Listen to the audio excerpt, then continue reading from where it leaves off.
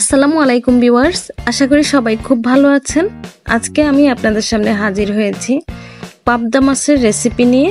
আর এই পাবদা মাছের রেসিপিটা খেতে কিন্তু খুবই মজা হয়। আজকে আমি আপনাদেরকে পাবদা মাছের ঝাল টক ঝোল রেসিপি দেখাবো। তো চলুন রেসিপিটা দেখে নেই। এখানে আমি কিছু পাবদা মাছ নিয়েছি। এখন এর মধ্যে দিয়ে দিচ্ছি হলুদের গুঁড়া, সামান্য একটু দিয়ে দিচ্ছি মরিচের গুঁড়া, দিয়ে দিচ্ছি লবণ আর দিয়ে দিচ্ছি সরিষার তেল। এখন সবকিছু একসাথে খুব ভালো করে মাখিয়ে নিব।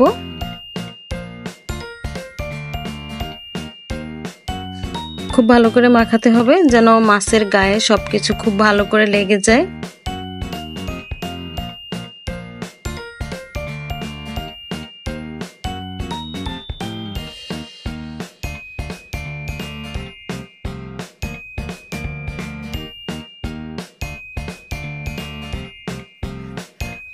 তো মাছগুলো খুব ভালোভাবে মাখানো হয়ে গেছে।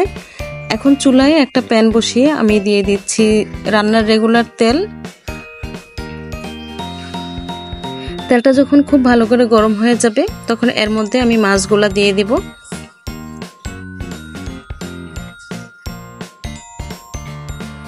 মাছের এক পাশ হয়ে গেলে উল্টে দিতে হবে।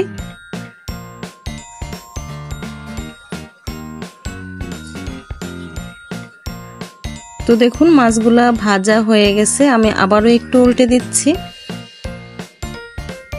খুব বেশি ভাজতে হবে না। তো মাছগুলা ভাজা হয়ে গেছে, আমি নামিয়ে নিচ্ছি।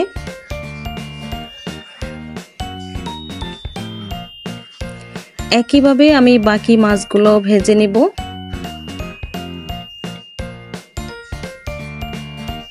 তো সবগুলা মাছ আমার ভাজা হয়ে গেছে,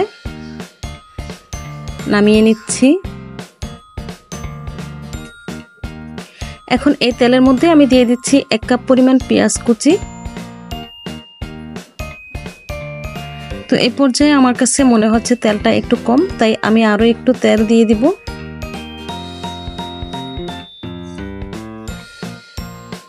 পেঁয়াজটা হালকা একটু ভেজে নিব। দিয়ে দিচ্ছি 4-5টা কাঁচামরিচ মাঝখান থেকে চিড়ে। কাঁচামরিচ আর পেঁয়াজ একটু ভেজে নিয়েছি। এখন এর মধ্যে দিয়ে দিচ্ছি 1 টেবিল চামচ আদা রসুন বাটা। এই আদা রসুন বাটাটা একটু ভেজে নিব যাতে কাঁচা গন্ধটা না থাকে। তো এটা ভাজা হয়ে গেছে। এখন এর মধ্যে দিয়ে দিচ্ছি স্বাদ মতো লবণ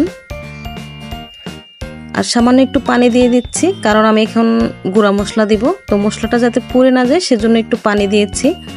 দিয়ে দিচ্ছি 1/2 চামচ হলুদের গুঁড়া, 1 চামচ মরিচের গুঁড়া, 1 চামচ দিয়েছি ধনিয়া গুঁড়া, 1/2 চামচের থেকে একটু বেশি দিয়েছি জিরার গুঁড়া। এখন এই মশলাগুলো একটু ভালো করে কষিয়ে নিতে হবে। মশলাটা কষানো হয়ে গেছে। এখন এর মধ্যে আমি দিয়ে দিচ্ছি টমেটো। আমি এখানে 3টা টমেটো একটু চিকন করে কেটে দিয়ে দিচ্ছি।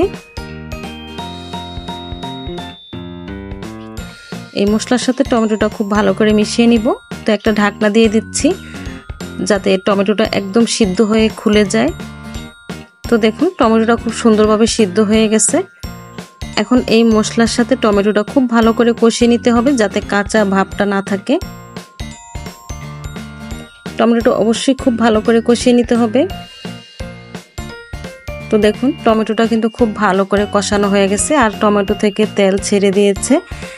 এখন আমি এর মধ্যে দিয়ে দিচ্ছি পানি। আমি পরিমাণ মতো পানি দিয়ে দিব। ঢাকনা দিয়ে ঢেকে দিচ্ছি। 5 মিনিট পর আমি ঢাকনাটা সরিয়ে একটু নেড়ে চেড়ে দিচ্ছি। আর আমি যে মাছগুলা ভেজে রেখেছিলাম সেই মাছগুলো এখন এর মধ্যে দিয়ে দিব।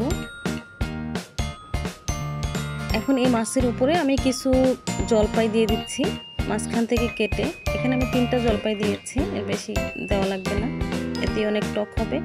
আর দিয়েছি 4টা কাঁচামরিচ, দিয়ে ঢাকনা দিয়ে ঢেকে দিচ্ছি। এভাবে আমি 5-10 মিনিটের মতো এই পাবদা মাছটা রান্না করব। যখন ঝোলটা খুব ভালোভাবে জোসানো হয়ে যাবে তখন এটা নামিয়ে নিব। আর পাবদা মাছের এই রেসিপিটা খেতে কিন্তু অসম্ভব মজা।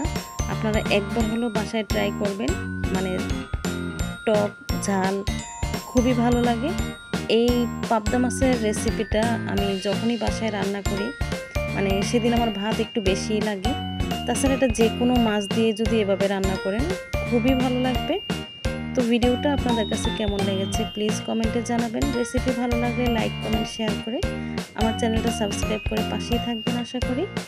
আজকের মতো বিদায় নিচ্ছি, সবাই ভালো থাকবেন, আল্লাহ হাফেজ।